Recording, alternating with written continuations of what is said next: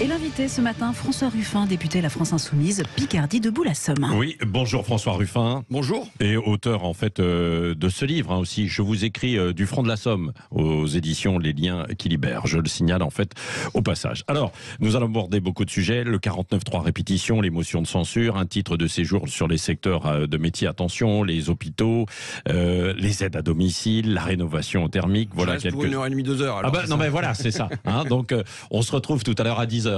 Non mais c'est vrai, nous aurions l'occasion, mais vous reviendrez en fait dans des émissions plus en longueur évidemment sur ce radio. Commençons tout de même, François Ruffin, par les annonces de Gérald Darmanin et Olivier Dussopt là, autour d'immigration et travail. Le titre de séjour pour les métiers en tension, bonne initiative ou pas? Pourquoi pas? Maintenant, comment on va résoudre le problème sur ces métiers dits en tension? Par exemple, les auxiliaires de vie sociale. Vous savez que j'en reçois aujourd'hui à l'Assemblée nationale. On en a besoin et on sait que demain, on en aura encore plus besoin pour s'occuper des personnes âgées à leur domicile si on veut pas qu'elles partent en EHPAD, qu'ils puissent rester en autonomie. Mais comment on va résoudre ça? Moi, je suis pas pour une immigration choisie là-dessus. Je suis pour que simplement on construise un statut, un revenu pour toutes les travailleuses qui sont dans ce secteur-là, qu'elles touchent pas. En moyenne, c'est 843 € par mois pour une auxiliaire de vie sociale. Elles ne peuvent pas vivre avec ça, quoi. On peut pas vivre. Là, j'en ai donc celles qui viennent de Caen, qui sont en grève depuis 15 jours dans une filiale de Orpea. Elles ont la chance, entre guillemets, d'être SMIC à 1343 €, mais elles travaillent, elles commencent chez une personne âgée à 8h du matin, elles terminent à 8h du soir, elles ont une énorme coupure dans leur journée, donc ça leur occupe toute leur journée pour le SMIC, et à la fin, une femme qui élève seule sa fille me dit, mais moi, comment je peux faire avec ce salaire-là? Je peux pas vivre, je suis obligé d'emprunter à ma sœur pour aller faire mes courses. Donc voilà, ce qui est aujourd'hui, si on veut qu'il y ait des gens qui aillent dans le bâtiment, qui aillent devenir caristes, qui aillent devenir auxiliaires de vie sociale, qui aillent faire accompagnante d'enfants en situation de handicap, qui aillent faire tous ces métiers-là, la réponse est de construire un vrai revenu. Je viens, moi, avec une chose simple à dire. Ouais. Les Français doivent pouvoir vivre de leur travail. Les travailleurs qui sont ici doivent pouvoir vivre de leur travail. C'est quand même, ça relève quand même de l'évidence, et pas de primes, et pas de c'est pour ça, d'ailleurs, François Ruffin, qu'il y a beaucoup de personnes qui ne vont plus dans certains secteurs, tels que ceux-ci, et qui sont en souffrance, ces secteurs. Hein, parce que... Vous voyez, conducteur de car, on a fait quand même une rentrée scolaire avec un manque de conducteurs de car, avec un manque d'accompagnantes d'enfants en situation de handicap, avec un manque d'auxiliaires de puériculture dans les crèches, avec des manques un petit peu partout. Conducteur de car. Je rencontre un gars de chez Transdev, donc qui est la grande filiale qui s'occupe de conduire dans mon coin les gamins, qu'ils soient lycéens ou écoliers, dans les établissements scolaires. Il est à 807 € par mois. Il travaille le matin, il est 3 heures le matin, il a 3 heures l'après-midi. Bon, je l'ai interrogé dans la semaine qui suivait, il démissionnait. Oui, il allait chercher un truc pour pouvoir vivre et nourrir sa famille. Simplement, il faut se rendre compte, il y a 5 millions de travailleurs qui sont dans des secteurs essentiels, qui ont été appelés par Macron les métiers de la deuxième ligne. Il y a un rapport qui est paru et qui dit bien qu'il y a 5 millions de travailleurs qui aujourd'hui sont indispensables au pays, que ça soit côté gestion de flux. Vous voyez, regardez. Donc il n'y a pas forcément besoin d'ouvrir les vannes à une immigration. Non, là, ceci dit, Gérald Darmanin, si je suis honnête, il ne parle pas d'ouvrir les vannes. Ce à quoi je le redis, je ne refuse, moi, une immigration choisie qui viendrait remplir les manques. Aujourd'hui, il faut que simplement les gens puissent vivre de leur travail, qu'ils aient envie de devenir conducteurs de car, qu'ils aient envie de devenir auxiliaires de vie sociale. Et généralement, ce sont des gens qui aiment leur métier. Christophe, dont je parlais, il adorait s'occuper des gamins. C'était beaucoup mieux pour lui que routier, ce qu'il faisait avant, où il avait l'impression d'être un zombie sur la route et d'être tout seul enfermé dans sa cabine. Il avait plaisir à discuter avec les parents d'élèves quand il l'amenait à la piscine. Tout ça, il avait plaisir à le faire. Mais on dégoûte aujourd'hui les gens de leur travail. François Ruffin, puisque vous êtes penché depuis de nombreuses années sur ces questions, sur ces secteurs, qu'est-ce que l'on peut faire? Parce que si vous allez voir les transporteurs, ils vous diront qu'ils n'ont pas de quoi, ils peuvent pas payer, c'est difficile pour eux. Statut, revenu, vous savez. Je vous dis, là je vais revenir dans des données macroéconomiques, mais quand même c'est important. Aujourd'hui, jamais les dividendes du CAC 40 n'ont été aussi élevés. On a en fait, qu'est-ce qui se passe? On a... mais attendez, les petits transporteurs... Mais justement, je ne fuis pas la question. Qu'est-ce qui se passe dans l'économie française aujourd'hui? On a une vampirisation de la plus-value vers le sommet, c'est-à-dire vers les grandes firmes. Et en dessous, ça ne redistribue pas aux sous-traitants, aux sous-sous-traitants, aux sous-sous-sous-traitants. Mais par exemple, en l'occurrence, la filiale dont je vous parle, la Transdev, est une filiale qui se porte bien et dont l'État est actionnaire. Ouais. Donc, et le principal actionnaire. Ça veut dire qu'il quand même, il y a un choix. Depuis 40 ans, dans notre pays, on parle de modération salariale. Ouais. Ça produit de la maltraitance sur les salaires, sur les horaires. Et donc, il faut se dire que ces gens-là sont indispensables et que le minimum, vous savez, ce que je viens proposer ici, c'est quand même très modéré. Je suis très modéré. Qu'est-ce que je viens dire? Je viens dire ce qu'a dit Emmanuel Macron pendant la crise Covid. Les distinctions sociales ne peuvent reposer que sur l'utilité commune, citant la Déclaration universelle des droits de l'homme. Et donc là, tous ces métiers-là, il s'agit de faire que, au minimum, ça soit le salaire minimum, mais que ça soit aux alentours de 1500, 1700, 2000 euros. Oui, François Ruffin, pour terminer sur ces propositions d'Darmanin du SOPT, vous dites oui, mais alors, en quelque sorte, non? Alors, ça dépend, il y a différents volets. Quand j'entends... alors, d'abord, il dit pas qu'il faut une immigration choisie. Si je suis honnête, il dit pas ça, le ministre. Il dit, ceux qui sont sur le territoire français et qui répondent à ces secteurs-là, nous les régulariserons, nous leur permettrons de travailler de manière légale. Je suis pour. Je suis pour. Je suis pas pour qu'on ait une immigration spécifique, mais s'ils font ce métier-là ici. En revanche, donc je suis sur le terrain humaniste, je suis contre, c'est quand le ministre vient dire, si au bout d'un an, ce métier n'est plus en tension, on pourra supprimer le papier. Mais non, ça peut pas être, on peut pas jouer avec les gens comme avec des Kleenex. Ouais. Si on les fait travailler ici... donc c'est l'idée bancale, alors. Si on les fait travailler ici, on considère qu'on en a besoin, qu'on leur permet de s'installer dans la durée. Pour moi, s'installer sur le sol français, ça a deux sens. C'est la langue française. Et ça veut dire qu'il doit y avoir un investissement dans l'école pour les personnes qui sont d'origine étrangère. Et la deuxième chose, c'est le travail. Voilà comment les vagues d'immigration successives, qu'elles soient polonaises, espagnoles, italiennes, se sont intégrées dans le pays. C'est par l'apprentissage de la langue et par le travail. Venons-en au théâtre de l'Assemblée, pour certains en tout cas. Elisabeth Borne qui dégaine à nouveau le 49.3 pour faire adopter la seconde partie du budget parce qu'elle dénonce un dialogue qui n'est pas constructif, c'est ce qu'elle dit. Qu'est-ce que vous lui répondez, vous? D'abord, moi, je me retrouve aujourd'hui un peu comme un ouvrier de chez Duralex, vous savez, qui est au chômage technique. Parce que, pourquoi? Parce que j'ai bossé, j'ai préparé des amendements. Quel est mon but, moi, à l'Assemblée nationale? C'est de faire résonner la voix des assistantes maternelles pour que le ministre des Solidarités, il se plante pas comme il s'est planté. Et c'est pas une erreur, le problème est pas dans son erreur. Et au fond, ce que ça signifie quand le ministre des Solidarités vient dire qu'une assistante maternelle gagne 3 fois le SMIC, c'est qu'il ignore tout de la vie des Français.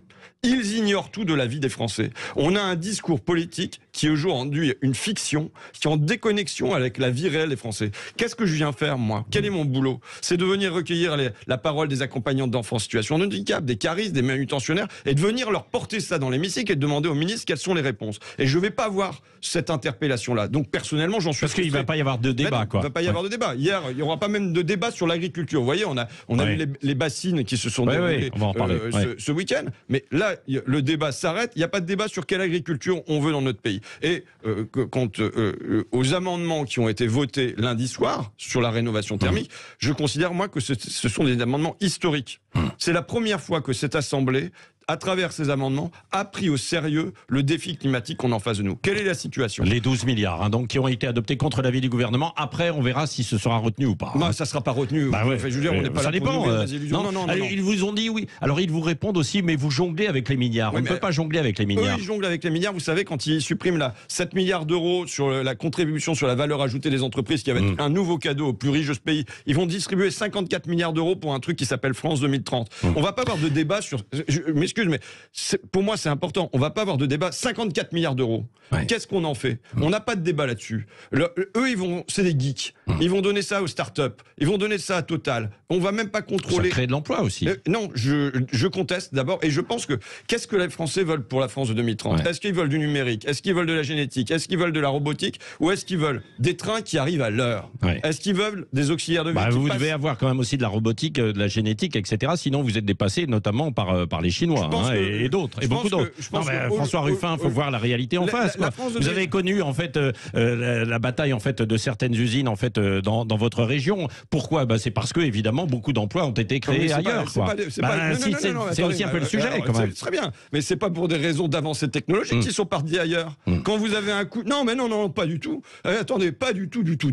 Quand vous avez un coût du travail en Slovaquie, en Pologne, en Roumanie, qui est 10 fois inférieur au coût du travail en Picardie, il n'y a pas de mystère sur Non, pourquoi et ils puis il y partent. avait un peu de robotique derrière. Non, mais c'est pas du tout le sujet. La robotique, en Picardie, on avait tout ce qu'il fallait en matière de robotique. Aujourd'hui, dans la vallée de l'Arve, qui est en Savoie, ils ont tout ce qu'il faut en matière de décolletage sur le terrain. Le robotique, le problème, ça va être le coût de l'énergie et ça va être le coût, le fait qu'on demande au travail d'être moins cher. Donc voilà, le problème central, il est là. Donc moi, je dis, on aurait dû 54 milliards d'euros, c'est énorme. Il aurait dû y avoir un vrai débat dans ce pays pour savoir qu'est-ce qu'on veut faire de ces 54 milliards d'euros. Ce débat n'aura pas lieu. Ils vont leur donner à leurs copains. Voilà, ça va continuer. Alors, la France Insoumise, dont vous faites partie, dégaine aussi en face une motion de censure.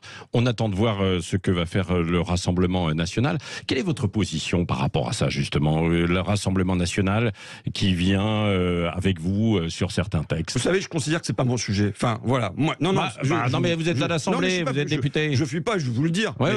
Franchement, aujourd'hui, de quoi les Français ont envie qu'on leur parle? Que leur train arrive à l'heure. Rendez-vous compte de l'humiliation. Moi, je suis là pour défendre ça. Je sais pourquoi je suis à votre micro, je sais pourquoi je suis à l'Assemblée. Vous vous rendez compte des gens qui vont monter des échafaudages, qui prennent leur train le matin, qui attendent pendant 1 heure dans le froid et dans la nuit, dans l'aube naissante, un train qui n'arrive pas, qui sont obligés de monter dedans et qui n'ont pas de place assise. Voilà les petites humiliations que subissent les gens au quotidien. Et alors, qu'est-ce qui se passe à l'Assemblée nationale? Pour moi, franchement, c'est de la petite histoire. Maintenant, je vais vous dire, je disais avant, Marine Le Pen, elle va aux toilettes, je vais pas m'interdire d'aller aux toilettes parce qu'elle y va.